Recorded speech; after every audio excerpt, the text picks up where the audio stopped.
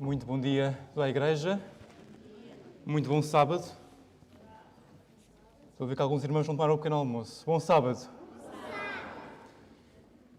Queria começar por refletir com os irmãos sobre esta prática adventista, que é desejar bom sábado. Isto é um clichê adventista e que muitas vezes, sábado após sábado, nós desejamos bom sábado, mas nem paramos para pensar o que é que isto significa. Então, o primeiro desafio que eu vou lançar aos irmãos é que durante este dia de sábado possamos tirar 5 minutos para podermos refletir o que é que isto significa mesmo ter um bom sábado. Que às vezes nós cumprimentamos e até nos esquecemos do seu verdadeiro significado. Eu vou lançar aos irmãos um segundo desafio, mas este segundo desafio vai ficar para o final do culto. E os irmãos já vão perceber o porquê. A pregação desta manhã, a mensagem desta manhã, a reflexão desta manhã, tem como título o resgate em meio ao temporal. Eu queria refletir com os irmãos sobre um texto que grande parte de nós conhecemos, mas quando lemos o texto mais que uma vez e nos colocamos no papel, na pele das personagens, parece que o texto ganha outro tipo de profundidade e acabamos por refletir melhor sobre o texto. O texto que nós vamos ler esta manhã é o texto do Evangelho de João, capítulo 8, os versículos 1 a 11. É um texto que é conhecido por todos nós, é o texto que fala sobre a mulher adúltera. Mas antes de avançarmos necessariamente para o capítulo 8, eu queria passar... Nós não vamos ler o texto todo, mas eu queria que os irmãos pudessem refletir um bocadinho no capítulo anterior. Porque uma coisa que eu aprendi é que quando nós lemos geralmente o capítulo antes e depois do capítulo que nós estamos a analisar, conseguimos perceber melhor o contexto. E quando... É verdade que a mensagem desta manhã centra-se no Evangelho de João, capítulo 8, mas eu queria, antes de passarmos para o capítulo 8, analisar superficialmente o capítulo 7. Nós não vamos ler, mas eu vou fazer um resumo do que é que se passou aqui no capítulo 7. O capítulo 7, dando-nos um contexto, está a decorrer uma festa, chamada a Festa das Tendas ou dos Tabernáculos. Esta festa era uma festa que era celebrada pelo povo judeu com o objetivo de relembrar a forma como Deus cuidou daquele povo durante 40 anos após a saída do Egito. É uma festa que hoje em dia ainda é celebrada pelo povo judeu e naquela época era uma festa que tinha uma grande importância. E Jesus, a dada altura, ele entra na festa e levanta-se para começar a falar. E durante todo o capítulo 7 do Evangelho de João, nós conseguimos perceber que há ali uma certa tensão. Uma tensão entre quem? Entre Jesus e os líderes religiosos. E há aqui algumas questões que são colocadas em cima da mesa.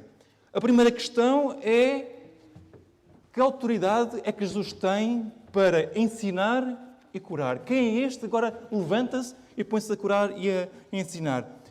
Para além dele curar, ele cura fisicamente e espiritualmente. Há aqui outra tensão que tem a ver com o facto de Jesus ter curado um homem ao sábado. Outra questão é: Jesus é o Messias? E o Messias, será que podia ter vindo da Galileia? Qual é a sua origem?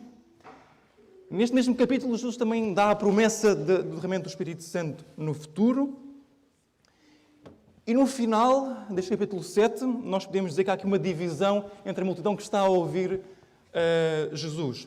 Dentro desta multidão nós temos líderes religiosos e temos, podemos dizer, o povo. E há aqui uma divisão de realmente se este é o Messias ou não. Então uns dizem assim: este é o Messias. Porque se não fosse o Messias, ele não fazia estes sinais. E no final deste capítulo 7, há uma discussão só entre os líderes religiosos. E há aqui, a dada altura, Nicodemos intervém e diz: nós não podemos julgar este homem antes de o ouvir. Resumidamente, no capítulo 7 há toda uma tensão, toda uma luta. Quem era Jesus, quem não era Jesus, se Jesus tinha autoridade, se não tinha autoridade.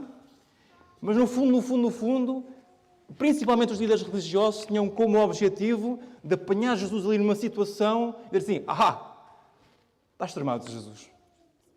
Realmente tu não és o Messias. Estás aqui a infringir algo que já vem dos nossos antepassados. Eles estavam sempre à espera de entalar Jesus. E é dentro deste contexto de andarem sempre atrás de Jesus, tentar fazer com que Jesus fosse contra o que eles acreditavam, que entramos no capítulo 8. E agora sim, vamos começar a ler aqui o capítulo 8, porque o capítulo 7 vai nos dar alguns sinais, porque o capítulo 8 é a continuação do capítulo 7. E vamos começar por ler no capítulo 8 os primeiros 2 versículos. E diz o seguinte, João capítulo 8, versículos 1 e 2.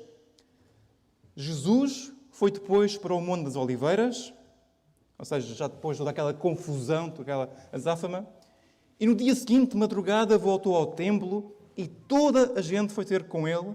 Jesus sentou-se e começou a ensinar. Destes 2 versículos nós conseguimos tirar 2 lições. A primeira lição foi algo que o pastor falou na semana passada. Estava relacionado com nós tirarmos tempo para com Deus. E foi exatamente isso que Jesus fez. Após de toda aquela confusão, aquela discussão se Jesus era o Messias, se não era o Messias, ele retirou-se daquela confusão, saiu do pé do templo e foi para um lugar calmo. Um lugar em que pudesse estar em comunhão com o Pai, em oração. Depois disso, no versículo 2, é-nos dito que ele de madrugada voltou ao templo. Porque esta festa dos tabernáculos era uma festa que decorria à volta do templo e dentro do templo.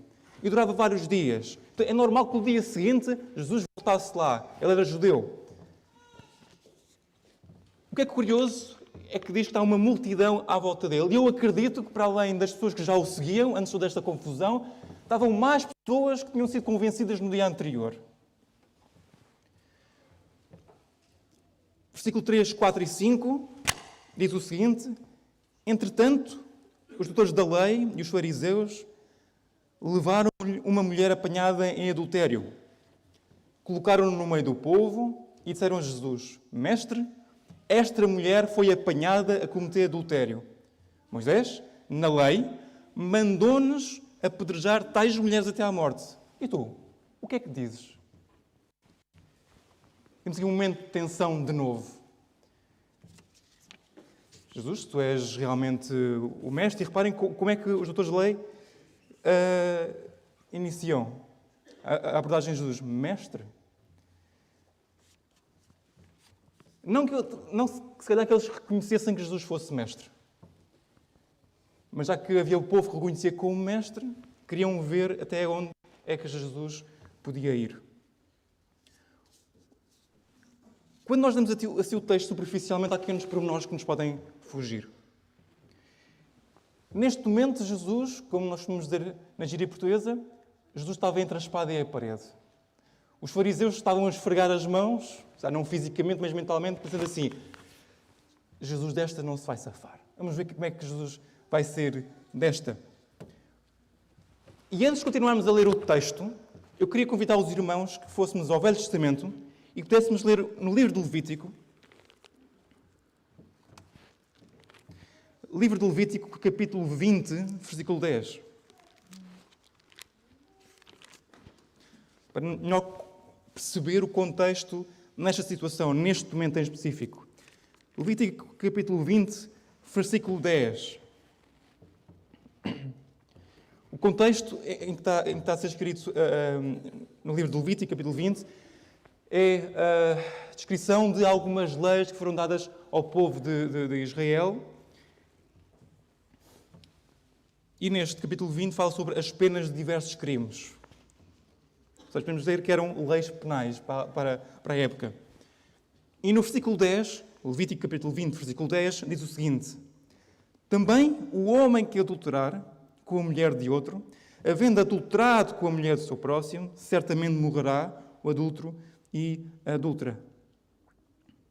Ou seja, a pena na altura era apedrejamento. Mas, ao ler este texto e comparando com a situação neste momento, há aqui qualquer coisa que não está a bater certo. Porque o texto diz que era o homem e a mulher que eram acusados por tais coisas. Mas os líderes religiosos só trouxeram quem? A mulher. Mas mesmo assim, Jesus não foi por aí. Jesus podia ter dito assim, deu-lhe o homem e o adulto, onde é que está? Está só aqui a mulher? Está aqui uma peça do puzzle. Mas Jesus não foi por aqui. Outro pormenor importante que é importante ressalvar é que uma coisa é neste contexto levítico em que o povo estava a atravessar o deserto e podemos dizer que o povo era um povo autónomo. Neste momento, o povo judeu estava sob o domínio romano. E, de alguma maneira, o domínio romano limitava a ação de algumas leis. E é importante nós percebermos esta situação, porque isso podia entalar Jesus nesta situação. Então, vamos pôr aqui duas situações. Vamos supor que Jesus dizia assim, não há problema nenhum a mulher ter sido apanhada em adultério, está absolvida. Se ela fosse absolvida, os líderes religiosos podiam dizer assim, mas a cidade a infringir a lei de Moisés. Era problemático. Mas se, por outro lado, Jesus dissesse assim, não, vai ser morta. Jesus se me entalado. Porque os líderes religiosos iam dizer assim, pois, mas quem tem esse poder para condená-la à morte são os romanos. E estás a tomar o lugar do poder romano. Se Jesus tomasse uma ou outra posição, não se ia safar. Continuando a ler, versículos 6, 7, 8 e 9. E disseram assim, eles puseram-se a esta questão porque queriam apanhá-lo em falso para depois o acusarem. Jesus, porém, inclinou-se e começou a escrever no chão com o dedo. Uma ação que eles não estavam à espera. Eu acredito que os líderes religiosos à altura que estavam à espera de que Jesus desse uma resposta direta. Faz-se assim ou assado. Mas não. Jesus manteve-se em silêncio, inclinou-se, vamos continuar a ler,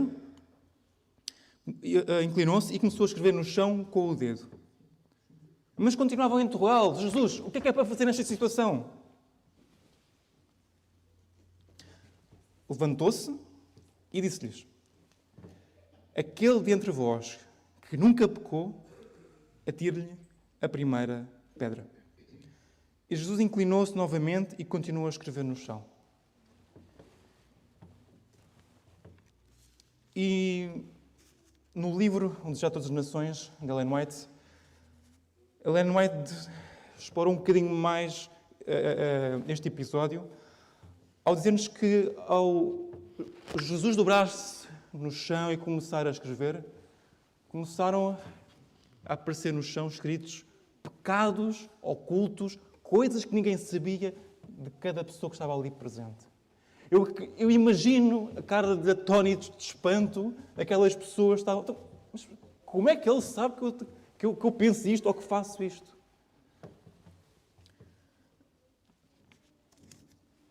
E acredito que muitos deles estavam ali presentes e começaram a sentir vergonha. Ficaram confusos. E o texto diz que eles começaram-se a retirar a pouco e pouco.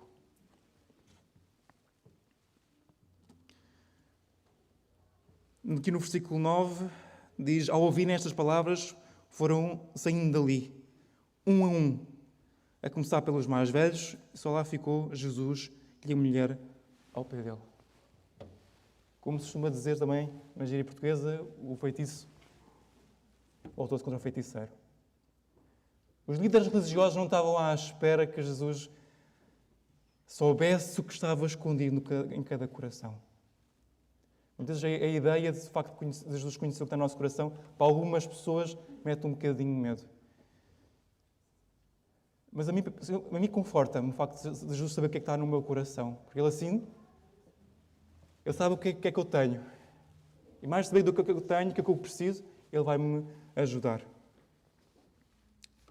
Os versículos 10 e 11 diz o seguinte, Jesus então levantou-se e perguntou-lhe à mulher, mulher, onde estão eles? Ninguém te condenou? Ninguém, Senhor, respondeu ela. Também eu te não condeno, disse Jesus. Vai-te embora e daqui em diante não te tornes a pecar. E eu queria ler na parte final o excerto de Ellen White sobre estes últimos 2 versículos. Toda esta história, este excerto, nesta parte final, foi o que mais me impressionou. E diz o seguinte: o seu coração comoveu-se, neste caso o coração de Jesus, e ela atirou-se aos pés de Jesus, soluçando com reconhecido amor e confessando com amargo choro os seus pecados. Um bocadinho antes, Ellen White diz que a mulher estava curvada, estava cheia de medo que a apedrejassem. Isso foi para ela o início de uma nova vida. Percebeu que não estavam ali para condená-la, mas para ajudá-la. Uma vida de pureza e paz, dedicada ao serviço de Deus. No erguer desta alma caída, Jesus operou um milagre maior do que na cura da mais grave enfermidade física. Curou a doença espiritual que leva à morte eterna. Esta mulher arrependida tornou-se uma das suas mais firmes seguidoras. Com um negado amor e devoção, retribuiu-lhe a misericórdia perdoadora. No seu ato de perdoar esta mulher e de animá-la a viver uma vida melhor, o caráter de Jesus resplandece na beleza da justiça perfeita. Embora não se use paliativos com o pecado, nem minore o sentimento de culpa, procura não condenar, mas salvar. O mundo só tinha desprezo e trouxe para com esta mulher, desencaminhada, mas Jesus prefere palavras de conforto e esperança.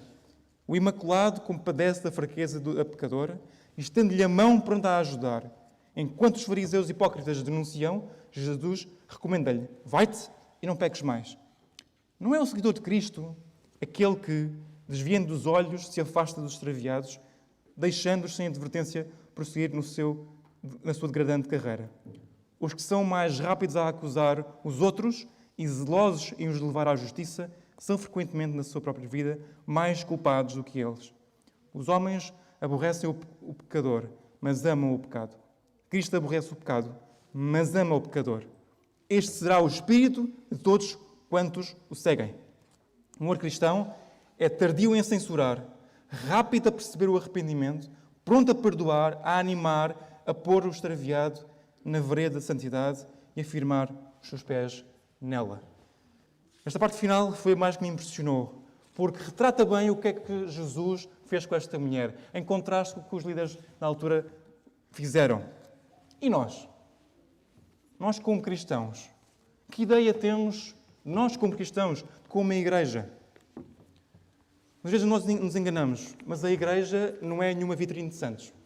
A Igreja é um hospital para receber pessoas que estão doentes fisicamente, mentalmente e espiritualmente. Quem sou eu nesta história? Sou um fariseu, que muitas vezes nos orgulhamos de anos e anos de cristianismo. Olhem para mim que eu sei todos os livros da Bíblia, que sei todas as histórias, que sei as profecias, que sei o Espírito, que já li todos os livros. Olhem para mim. Ou sou como esta mulher que reconhece que é pecadora e que necessita da ajuda de Cristo. E ao refletir sobre este tema, lembrei-me de outra história. Nós não vamos lê-la, mas todos os irmãos conhecem. A história de duas pessoas que entraram no templo. Os irmãos devem estar a reconhecer. Um disse: Senhor, obrigado porque não me fizeste como aquele que é pecador, obrigado porque eu dou os dízimos, obrigado. E o outro, com o coração contrito: Senhor, tem misericórdia de mim. Qual destes eu sou? Por mais anos de igreja que eu possa ter. Muitas vezes agimos como os fariseus. Eu sei que cada um de nós quer rever-se no papel desta mulher, porque é um reflexo de Jesus, um reflexo de misericórdia. Mas muitas vezes agimos como fariseus. O farisaísmo, infelizmente, perdurou durante séculos e séculos. E nós, como cristãos, adventistas, em qualquer igreja, continua a existir, infelizmente. Muitas vezes o coração dos fariseus é um coração de pedra que está bastante reticente a que o Espírito Santo entre. E acredite que as palavras de Jesus, ao entrarem pelos ouvidos desta mulher, tocaram de alguma maneira o seu coração e fizeram com que ela se arrependesse da vida que levava. Que ação temos cada um de nós como cristãos quando sabemos que existem irmãos que precisam de ajuda? Condenamos? Pensamos, eu sou melhor que ele, eu não faço isto, não faço aquilo. Ou reconhecemos também que somos pecadores e precisamos de ajuda, tal igual como aquele irmão, talvez de ajudas diferentes, mas precisamos de ajuda. Quem somos nós neste papel? A minha oração é que esta manhã é que possamos reconhecer como uma mulher, diariamente, momento a momento, que somos pecadores, que falhamos aqui, falhamos acolá, pensamos coisas que não devemos, dizemos palavras muitas vezes que não devíamos, mal dirigidas, agimos como não devíamos, desejamos o que não devíamos desejar. Todos nós temos essa natureza. Cada um de nós tem lutas diferentes, tal e qual como esta mulher tinha. Mas quando reconhecemos que temos esse problema, Jesus tem poder para atuar. Porque se Jesus teve poder para atuar no coração desta mulher, para a transformar, também tem poder, ainda hoje, para trabalhar no coração de cada um de nós. Eu queria terminar a mensagem desta manhã citando umas palavras de uma música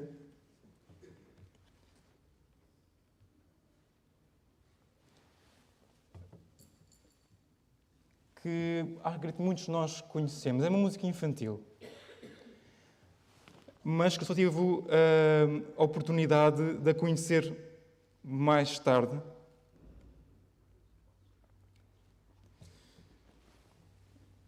E a música é algo deste género. Havia um homenzinho. Como é que é o resto? Horta. Torto. É.